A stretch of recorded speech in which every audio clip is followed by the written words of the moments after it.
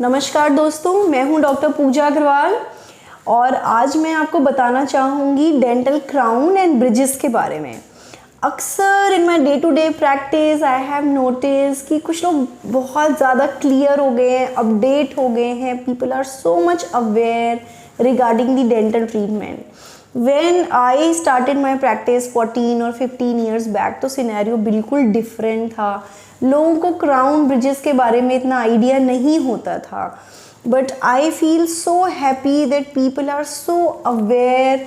Most of you might be having good idea regarding the crown and bridge कि crown क्या होता है या ब्रिज क्या होता है। ज़्यादातर लोगों को काफ़ी पता होता है या उन्होंने पहले से एक्सपीरियंस किया होता है, but still I have notice कि बहुत सारे लोग ऐसे भी हैं जिन्हें इसके बारे में कोई ख़ास आइडिया नहीं होता है, and because of that lack of knowledge वो थोड़ा सा कंफ्यूज हो जाते हैं जब उनके डेंटिस्ट उन्हें एडवाइस करते हैं कि आपको क्राउन चाहिए या कैप चाहिए या ब्रिज चाहिए।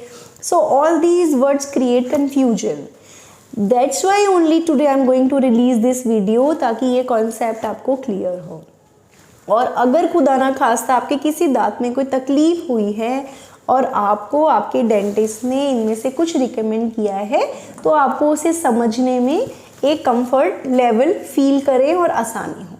सबसे पहले तो जो मैंने देखा है क्लिनिक पे लोग कंफ्यूज होते हैं दो वर्ड्स के बीच में, cap crown, cap crown. So my dear friends, it's very easy. अगर हम एक आर्टिफिशियल दांत लगाते हैं, if we replace single artificial tooth, then in layman all of you used to tell us like cap और artificial दांत या नकली दांत इसे लोग कह देते हैं। हम इस अपनी लैंग्वेज में इसे क्राउन या डेंटल क्राउन कह देते हैं if it is only one।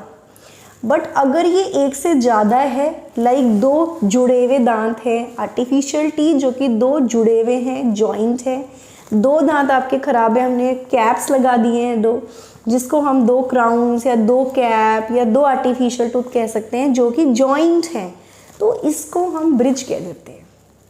अगर एक से ज़्यादा आर्टिफिशियल टीथ जो जुड़े हुए हैं तो हम उन्हें ब्रिज कह देते हैं।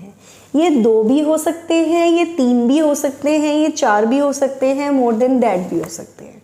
So I hope now it's clear that if it's one unit we call it cap or crown. If it is more than one unit but it is joint then we call it bridge. अब ये भी हो सकता है कुछ cases में कि आपको 4-5 दांत लगे हैं, 4 दांत लगे हैं सपोज, बट एक यहाँ लगा है, एक यहाँ लगा है, एक यहाँ लगा है, एक यहाँ लगा है, then we call it separate crowns और separate caps. We don't call it bridge जब तक ये जुड़े हुए ना हो। So this is very simple now. अब हम बात करेंगे केवल क्राउन के ही बारे में particularly.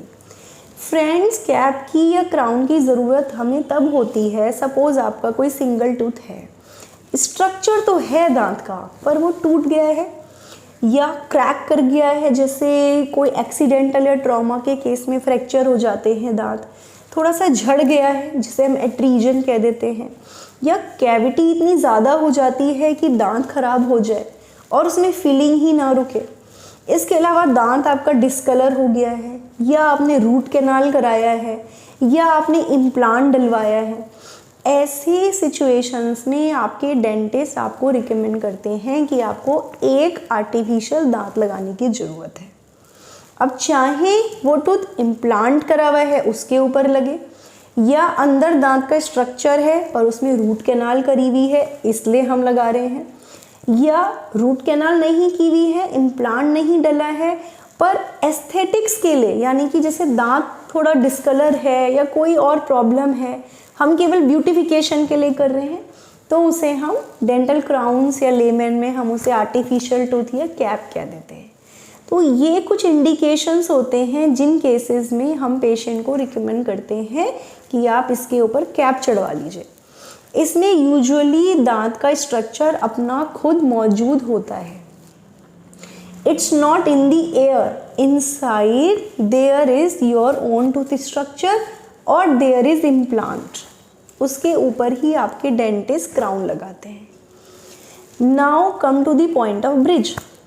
What is a bridge? As I told you before also कि अगर एक से ज़्यादा दो दांत का जुड़ा हुआ होता है तो हम इसे ब्रिज कहते हैं। सो मैं आपको और इजी वे में समझाने के लिए let's take the example of 2 unit bridge only.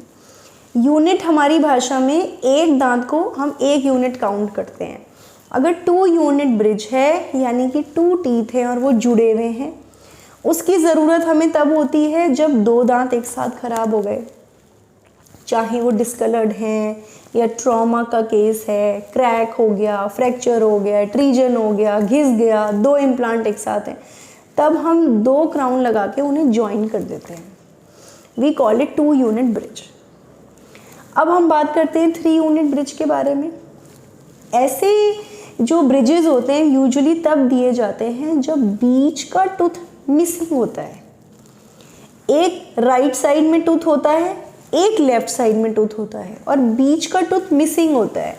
Like if I can explain you in a better way, in this case tooth is here but there is a missing structure, so we gave a bridge like this is called 3 unit bridge, जिसमें हमने 3 दांतों को जोड़ के बना दिया। बीच का जो मिसिंग टूथ था वो एयर में है बट उसे हमने जो सपोर्ट है वो अगल बगल के दांतों से दे दिया। इसे हमारी लैंग्वेज में पॉन्टिक्स कह देते हैं, जो सपोर्ट देने वाले दांत होते हैं। अब वो एक अलग सिनेरियो है कि अगल बगल के दांतों में रूट कैनाल किया हुआ है या उनको किसी और वजह से ब्रिज में इंक्लूड किया हुआ है, बट इस ब्रिज को हम 3 यूनिट ब्रिज कह देते हैं। इसी तरह से अगर ये 4 दांतों का बना हुआ है तो हम 4 यूनिट ब्रिज कह देते हैं। 4 यूनिट ब्रिज में ऐसा होता है यूजुअली कि अगल बगल के दांत हैं एक एक और बीच के 2 दांत मिसिंग हैं, तो हमने उन 2 दांतों को लगाने के लिए 4 यूनिट का ब्रिज दे दिया, या उसमें 2 इम्प्लांट्स डाले हुए हैं इसलिए हमने 4 यूनिट का ब्रिज दे दिया, या 3 दांत है एक नहीं है पर जो बचे हुए दांत हैं वो इतने वीक हैं कि 2 दांतों पे 3 यूनिट का ब्रिज नहीं दे सकते थे, तो हमने 3 दांतों पे चौथे दांत का सपोर्ट देके 4 यूनिट का ब्रिज बना दिया। कई बार बहुत से केसेस में ऐसा भी होता है कि मल्टीपल टीथ खराब हो जाते हैं, जैसे सीनियर सिटीजन्स के केस में, या जिनको पेरिडोंटाइटिस यानी कि हड्डी के कमज़ोर होने की वजह से दांत निकल जाते हैं, दांत नहीं होते, तो हम 5 यूनिट, 6 यूनिट, 10 यूनिट, 14 यूनिट लंबे ब्रिजेस देते हैं। अब उनको हम 6-6, 7-7 यूनिट के 2 पार्ट में भी दे देते हैं, तो हम लेंदी ब्रिजेस बनाते हैं। फुल माउथ के केसेस में हम अपर लोअर सारे में ब्रिजेस देते हैं। तो these are multiple unit of bridges, so it depends on case to case, but मैंने कोशिश की है कि आपको एक फेयर, क्लियर और सिंपलर वर्जन में समझा पाऊँ कि भाई कैप या क्राउन क्या चीज़ है, ब्रिज क्या है, 2 यूनिट क्या है, 3 यूनिट क्या है, मोर देन दैट क्या है, ताकि अगर आप इस सिचुएशन से गुजर रहे हैं या आपको आपके डेंटिस्ट ने ये एडवाइस किया है तो एक क्लियरिटी माइंड में रहे, आप अपने डेंटल ट्रीटमेंट को ढंग से समझें, अपने डॉक्टर से इंटरैक्ट कर पाएँ और एक क्लियर विजन के साथ पॉजिटिव एटीट्यूड से एक अच्छा डेंटल ट्रीटमेंट एक्सेप्ट कर पाएँ। Thank you so much.